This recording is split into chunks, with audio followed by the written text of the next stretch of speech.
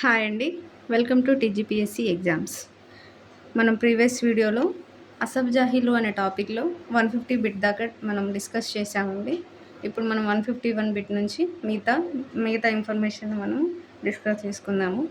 So, 151 bit వచ్చేసరికి ఎవరి నేతృత్వంలో బ్రిటిష్ వారికి వ్యతిరేకంగా తిరుగుబాటు జరిగింది? ఎక్కడ అంటే ఔరంగాబాద్‌లో. బ్రిటిష్ వారికి వ్యతిరేకంగా మనం దీనికంటే ముందు ఏం డిస్కస్ చేశామండి? 1857 తిరుగుబాటే గదా!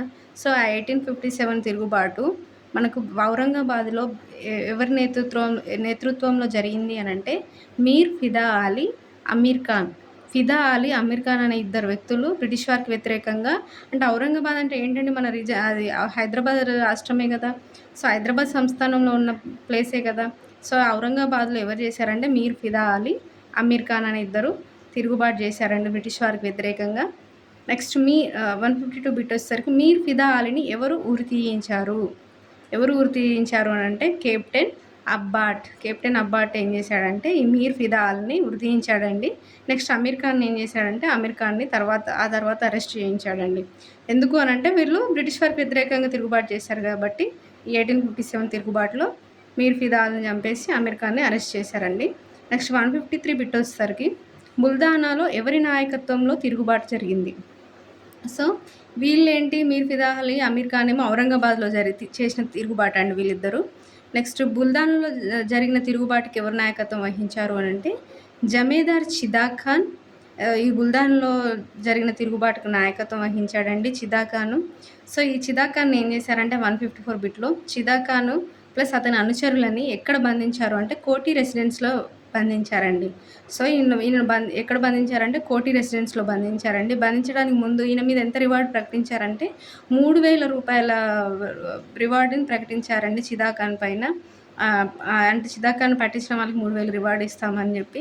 సో, రివార్డ్ ప్రకటించిన తర్వాత చిదాక్ ఖాన్‌ని అతని అనుచరులని ఎక్కడ బంధించారంటే కోఠి రెసిడెన్స్‌లో బంధించారు. ఈ చిదాక్ ఖాన్ ఎక్కడ తిరుగుబాటు చేశాడంటే బుల్దానాలో చేశాడండి. మరి ఔరంగాబాద్‌లో ఎవరు చేశారంటే మీర్ ఫిదా అలీ అండ్ అమీర్ ఖాన్ చేశాడండి. నెక్స్ట్ 155 బిట్ వచ్చేసరికి బ్రిటిష్ రెసిడెన్స్‌పై దాడి ఎప్పుడు జరిగింది? సో, ఈ 1857 తిరుగుబాటులో భాగంగా బ్రిటిష్ రెసిడెన్స్‌పై కూడా దాడి జరిగిందండి. ఎప్పుడు జరిగింది అంటే 1857 జూలై 17 జరిగిందండి. సో, జూలై 17లో జరిగింది. అసలు తిరుగుబాటు ఎప్పుడు స్టార్ట్ అయిందంటే 1857 మేలో కదండీ స్టార్ట్ అయింది ఇండియాలో. సో, మేలో 1857 మే 10న ఇండియాలో స్టార్ట్ అయితే అంటే మీరట్‌లో స్టార్ట్ అయితే ఈ 1857 తిరుగుబాటు జూలై 17 వచ్చేసరికి మనకు హైదరాబాద్‌లో బ్రిటిష్ రెసిడెన్స్ పైన దాడి జరిగిందండి. అదే సంవత్సరం జూలై 17న. సో, 156 బిట్ వచ్చేసరికి బ్రిటిష్ రెసిడెన్సీపై దాడికి నేతృత్వం వహించింది ఎవరు? సో, జూలై 17న మనకు దాడి జరిగింది అనుకున్నాం కదండీ. అదే సంవత్సరం 1857లో మరి ఆ దాడికి ఎవరు నేతృత్వం వహించారు అనంటే తురేబాజ్ ఖాన్ ప్లస్ మౌల్వీ అల్లావుద్దీన్. సో, ఈ మౌల్వీ అల్లావుద్దీన్ ప్లస్ తురేబాజ్ ఖాన్ వీళ్ళిద్దరూ ఈ దాడికి తిరుగుబాటు చేశారండి బ్రిటిష్ రెసిడెన్స్ పైన. సో, బ్రిటిష్ రెసిడెన్స్ పైనే దాడి చేశారంటే మనం వీళ్ళని ఏం చేశారు అనేది మనం నెక్స్ట్ బిట్‌లో మనం డిస్కస్ చేద్దాము. ఈ దాడిని అణిచివేసింది ఎవరు అనంటే బ్రిటిష్ రెసిడెన్స్ పైన దాడి చేసినప్పుడు బ్రిటిష్ రెసిడెంట్ కల్నల్ డేవిడ్సన్ అండి. డేవిడ్సన్ అనే అతను దీన్ని అణిచివేశాడు. అప్పుడున్న సైనికాధికారి ఎవరంటే ఎస్సీ బ్రిగ్స్ అండి. సో, మనం ఇక్కడ గుర్తుంచుకోవాల్సింది ఏంటంటే బ్రిటిష్ రెసిడెన్సీ పైన దాడి చేసింది ఎవరు అంటే తుర్రేబాజ్ ఖాన్, మౌలి అల్లావుద్దీన్ నేతృత్వంలో దాడి జరిగింది. సో, ఈ దాడిని ఎవరు అణిచివేశారంటే అప్పుడున్న బ్రిటిష్ రెసిడెంట్ కల్నల్ డేవిడ్సన్, అప్పుడున్న సైనికాధికారి ఎవరు అంటే ఎస్సీ బ్రిగ్స్. సో, ఈ దాడినైతే అణిచివేశారు కానీ ఆ అణిచివేసే క్రమంలో తుర్రేబాజ్ ఖాన్‌ను అల్లావుద్దీన్ తప్పించుకున్నారండి అప్పుడు. సో, తప్పించుకున్న తర్వాత ఏమైంది అనేది నెక్స్ట్ 158 బిట్‌లో చూద్దాం. దాడి కోసం ఏ వ్యాపారుల ఇండ్లను తురేబాజ్ ఖాన్ స్థావరంగా ఉపయోగించుకున్నాడు? ఇక్కడ బ్రిటిష్ రెసిడెన్స్‌పై దాడి చేయడానికి ముందు అన్నమాట ఇది. ఆ ముందు ఎవరిళ్ళను వాడుకున్నాడు ఈ తురేబాజ్ ఖాన్ అనంటే జయగోపాల్ దాస్ ప్లస్ అబ్బాస్ సాహిబ్ అనే ఇద్దరు వ్యక్తుల ఇండ్లను ఈయన తురేబాజ్ ఖాన్ స్థావరంగా ఉపయోగించుకున్నాడండి. ఎవరు అనంటే జయగోపాల్ దాస్, అబ్బాస్ సాహిబ్. ఈ ఇద్దరి యొక్క ఇండ్లను ఈయన స్థావరంగా ఊహించుకొని ఆ తర్వాత బ్రిటిష్ రెసిడెన్స్ పైన దాడి చేసినాడు తురేబాజ్ ఖాన్. నెక్స్ట్ 159 బిట్ వచ్చేసరికి the unsung hero of Hyderabad అని ఎవరిని పిలుస్తారు? The unsung hero of Hyderabad ఎవరు అనంటే తురేబాజ్ ఖానే అండి. ఎందుకనంటే మనకి హైదరాబాద్‌లో బ్రిటిష్ రెసిడెన్సీ పైన దాడి చేసింది తురేబాజ్ ఖానే. దేనిలో భాగంగా అంటే ఈ 1857 తిరుగుబాటులో భాగంగా కాబట్టి ఈయనను the unsung hero of Hyderabad అని పిలుస్తారండి. సో, 160 బిట్ వచ్చేసరికి తురేబాజ్ ఖాన్‌పై నజరానా ఎంత ప్రకటించారు? ఆ తర్వాత ఎక్కడ కాల్చి చంపారు అనంటే ఈయన మీద తురేబాజ్ ఖాన్ పైన 5,000 నజరానా ప్రకటించారండి. మనకి ఇంతకుముందు 3,000 రివార్డ్ ఎవరికంటే చిదా ఖాన్ అండి. చిదా ఖాన్ ఏమో బుల్దాన్‌లో తిరుగుబాటు చేశాడు. మనకు తురేబాజ్ ఖాన్ వచ్చేసరికి హైదరాబాద్‌లో తిరుగుబాటు చేశాడు. సో, ఈ తురేబాజ్ ఖాన్ పై నజరానా ఎంత అంటే 5,000, చిదా ఖాన్ మీద రివార్డ్ ఎంత అంటే 3,000. సో, ఈయనను ఎక్కడ కాల్చి చంపారు అంటే మెదక్ దగ్గర తుఫ్రాన్ అనే ప్రాంతం దగ్గర ఈయనను కాల్చి చంపారండి. మెదక్ జిల్లాలో తుఫ్రాన్ వద్ద. ఎలా చంపారు అనంటే కుర్బన్ ఆలీ అనే ఒక నమ్మక ద్రోహి ఇచ్చిన సమాచారం వరకు ఆ సమాచారాన్ని తీసుకొని వీళ్ళు మెదక్ తుఫ్రాన్ వద్ద ఈ తురేబాజ్ ఖాన్‌పై కాల్పులు జరిపి చంపేశారండి తురేబాజ్ ఖాన్‌ని. మనకు నెక్స్ట్ బిట్ వచ్చేసరికి 161. ఎవరి శవాన్ని గొలుసులతో కట్టి బ్రిటిష్ రెసిడెన్సీ ముందు వేలాడదీశారు? సో, ఇందాక తురేబాజ్ ఖాన్‌నే కదండీ కాల్చి చంపింది. ఎక్కడ చంపారు అంటే ఎక్కడ చంపారు అంటే మెదక్‌లో తుఫ్రాన్ వద్ద చంపారండి. సో, ఆయన శవాన్ని ఏం చేశారు అనంటే తర్వాత బ్రిటిష్ రెసిడెన్సీ ముందు తీసుకొచ్చి ఆయన వేలాడదీశారు ఆయన శవాన్ని. సో, ఎందుకు బ్రిటిష్ రెసిడెన్సీ ముందే వేలాడదీశారు అనంటే బ్రిటిష్ రెసిడెన్సీ మీదనే కదండీ ఈయన దాడి చేసింది. సో, వీళ్ళేంటి ఇక్కడ వార్నింగ్ ఇచ్చినట్టు అంటే బ్రిటిష్ రెసిడెన్సీ మీద దాడి చేసినాడు కాబట్టే ఆయనను చంపేసి బ్రిటిష్ రెసిడెన్సీ ముందే వేలాడదీశామని చెప్పి మిగతా తిరుగుబాటుదారులకు వీళ్ళు ఒక వార్నింగ్ సైన్ లాగా ఆయన శవాన్ని వేలాడదీశారండి. సో, ఎక్కడ వేలాడదీశారంటే బ్రిటిష్ రెసిడెన్సీ ముందు. ఎక్కడ చంపారంటే మెదక్‌లో తుఫ్రాన్ వద్ద చంపేశారండి. ఎవరి సమాచారం మేరకు అనంటే మనం ఇందాక డిస్కస్ చేసుకున్నట్టు కుర్బన్ ఆలీ అండి. కుర్బన్ ఆలీ సమాచారం మేరకు తురేబాజ్ ఖాన్‌ని హత్య చేశారు. నెక్స్ట్ మనకు 162 బిట్ వచ్చేసరికి మౌల్వి అల్లావుద్దీన్ మంగళంపల్లి వద్ద అరెస్ట్ చేసి ఎక్కడ బంధించారు? సో, మనకి ఇద్దరు కదండీ దాడి చేసింది. అందులో తురేబాజ్ ఖాన్, ఇంకొక అతను మౌల్వి అల్లావుద్దీన్. తురేబాజ్ ఖాన్ ఏమో చంపేశారు. అల్లావుద్దీన్ ఏమో అరెస్ట్ చేసి బంధించారండి. నన్ను డైరెక్ట్ చంపలేదు. సో, ఎక్కడ బంధించారు, ఎక్కడ అరెస్ట్ చేశారంటే ఈయనను మంగళంపల్లి వద్ద అరెస్ట్ చేశారండి. చేసి ఈయనను అండమాన్ జైలు ఎక్కడ ఉంటుంది అంటే అండమాన్‌లోనే ఉంటుందండి. దీన్ని కాలపని అని కూడా పిలుస్తాం మనము. సో, అండమాన్ జైల్లో ఈయనకు దీపాంతరవాస శిక్ష వేశారండి. దీపాంతరవాస శిక్ష వేసి అండమాన్ జైల్లో ఈయన బంధించారు. ఎవరిని? మౌలి అల్లావుద్దీన్ని. ఎక్కడ అరెస్ట్ చేశారు అనంటే మంగళంపల్లి అండి. గుర్తుంచుకోవాలి. అల్లావుద్దీన్ ఏమో అరెస్ట్ మంగళంపల్లి దగ్గర. ఎక్కడ బంధించారంటే అండమాన్ జైలు. మనకి తురేబాజ్ ఖాన్ వచ్చేసరికి హత్య చేశారు. ఎక్కడ హత్య చేశారంటే మెదక్ తుఫ్రాన్ వద్ద. ఎక్కడ వేలాడదీశారంటే బ్రిటిష్ రెసిడెన్సీ ముందు. వీళ్ళిద్దరు ఎవరు అనంటే బ్రిటిష్ రెసిడెన్సీ పైన దాడి చేసిన ఇద్దరు వ్యక్తులు. నెక్స్ట్ 163 బిట్ వచ్చేసరికి హైదరాబాద్ రాష్ట్ర తొలి రాజకీయ ఖైదీగా ఎవరిని అంటారు?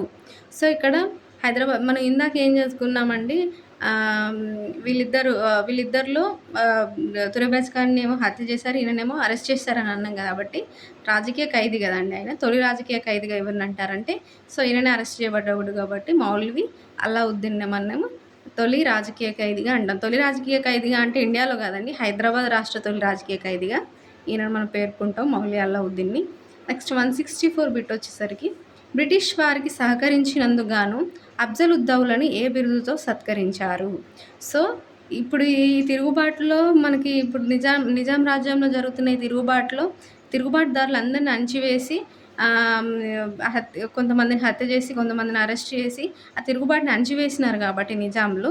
అప్పుడున్న నిజాం రాజు ఎవరు? 1857 తిరుగుబాటు జరిగినప్పుడు అఫ్జలుద్దౌలా కదండీ. సో, అఫ్జలుద్దౌలా ఈ తిరుగుబాటుని అణచివేసి బ్రిటిష్ వారికి సహకరించిండు కాబట్టి ఆయనకు స్టార్ ఆఫ్ ఇండియా అనే బిరుదుని ఇచ్చారండి బ్రిటిష్ వారు. సో, ఎప్పుడు ఇచ్చారంటే 1861 ఇయర్‌లో ఇచ్చారు. ఏం బిరుదు అంటే star of India. Next 165 bit వచ్చేసరికి నిజాంకి ప్రతిఫలంగా ఏమి ఇచ్చారు? సో, బిరుదేమో స్టార్ ఆఫ్ ఇండియా ఇచ్చారండి 1861లో. అంటే 57లో జరిగిన తిరుగుబాటుని అణచివేశాక 61లో, ఆ తర్వాత 61లో స్టార్ ఆఫ్ ఇండియా ఇచ్చారు.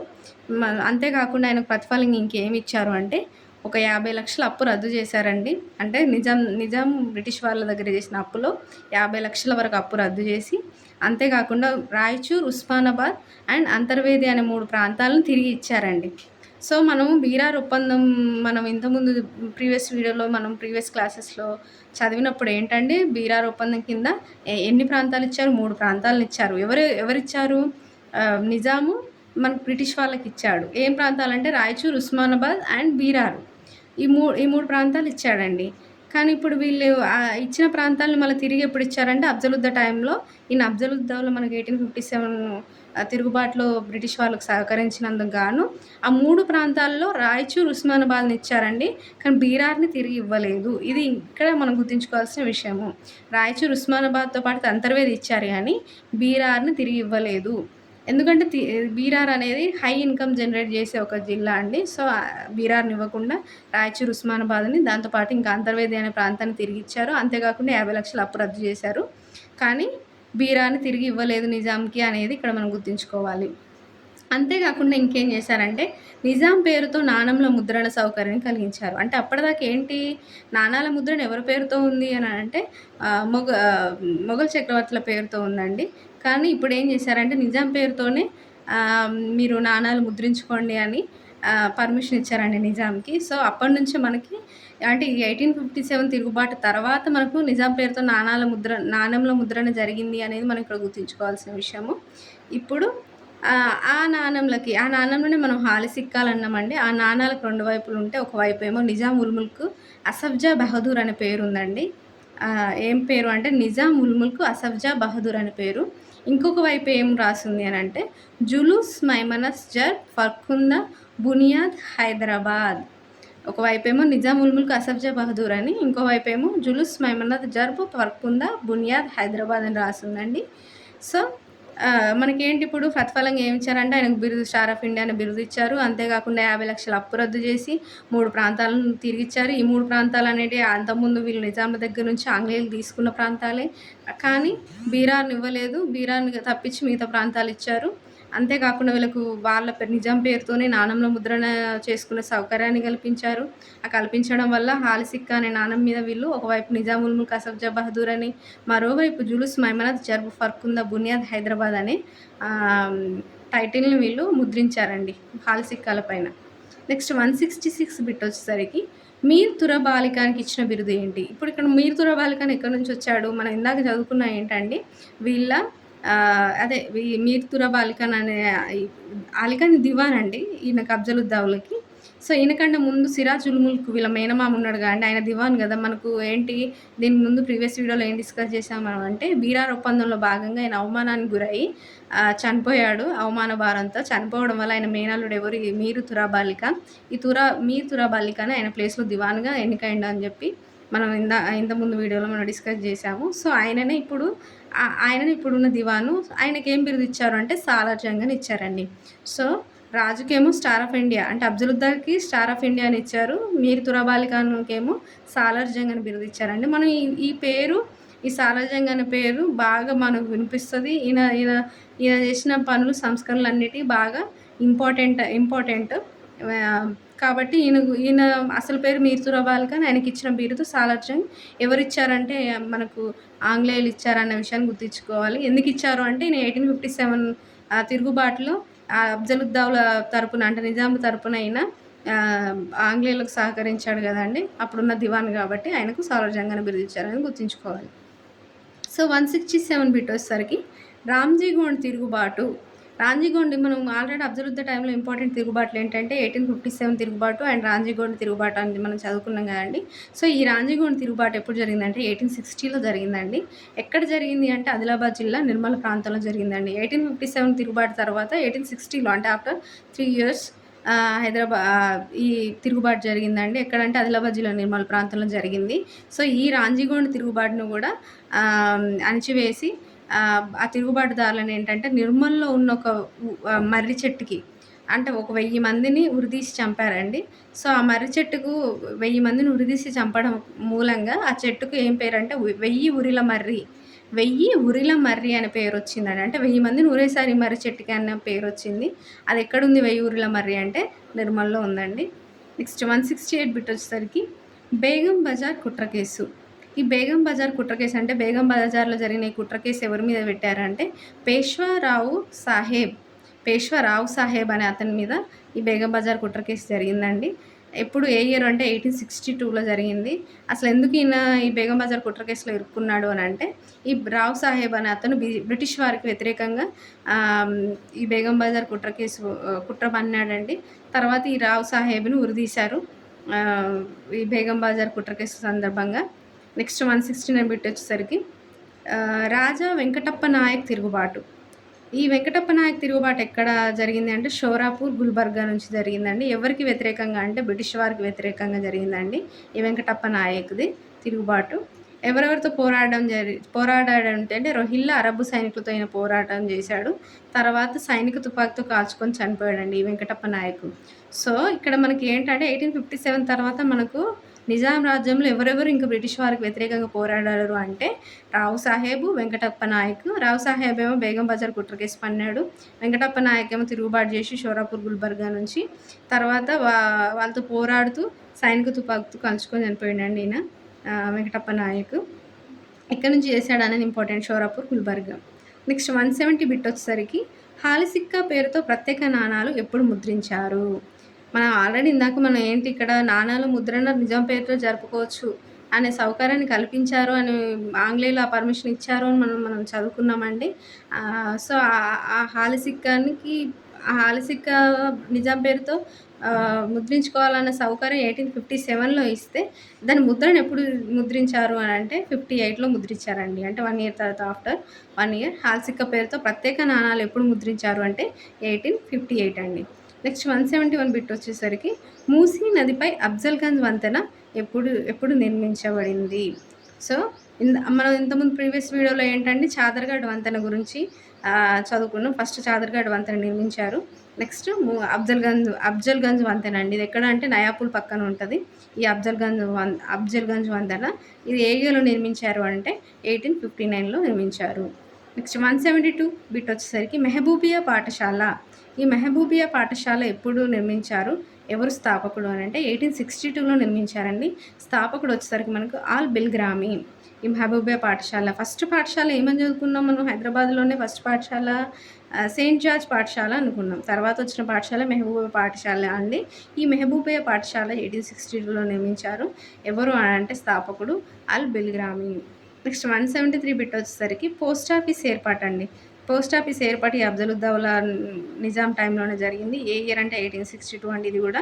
నెక్స్ట్ 174 బిట్ వచ్చేసరికి మొదటి ఆంగ్ల పత్రిక సికింద్రాబాద్లో ఏంటి అంటే ఫస్ట్ పత్రిక అండి సికింద్రాబాద్లో అంటే హైదరాబాద్ రాజ్యంలో ఏంటి అది ఆంగ్ల పత్రిక అండి. తెలుగు, పర్షియా, ఉర్దూ అని కన్ఫ్యూజ్ అవ్వదు. ఫస్ట్ ఆంగ్ల పత్రిక రిలీజ్ అయింది అది సికింద్రాబాద్లో. ఏంటి అంటే అది డెక్కన్ టైమ్స్ అండి. డెక్కన్ టైమ్స్ ఏ ఇయర్ అంటే 1864లో డెక్కన్ టైమ్స్ అని ఒక ఆంగ్ల పత్రిక సికింద్రాబాద్లో రిలీజ్ అయింది. నెక్స్ట్ 175 బిట్ వచ్చేసరికి Hyderabad to Solapur grand trunk road ఎప్పుడు నిర్మించారండి 1868లో నిర్మించారండి.